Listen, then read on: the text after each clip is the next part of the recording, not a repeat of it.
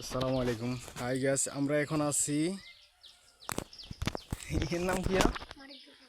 আর তোমার গ্রামের নাম ইসলামপুর,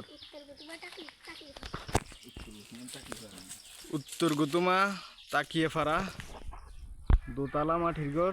এটা অনেকটা ঐতিহ্যবাহী একটা ঘর। এখানে ঢুকার কোনো সিস্টেম নাই, তারপরও আমরা চুরি করে এখান থেকে ঢুকে চলে আসছি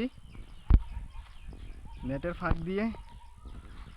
এই যে দেখেন মেইন গেট যেটা, ওইটা কিন্তু তালা মারা, ঠিক আছে, এটা তালা দেওয়া। আমরা এখান থেকে চলে আসছি। এখানে এখন মনে হয় না কেউ থাকে, এটা পরিত্যক্তভাবে পড়ে আছে। এখানে আবার একটা কুয়ো আছে, অনেক বড় এবং কি অনেক গভীর। দেখেন গাইস,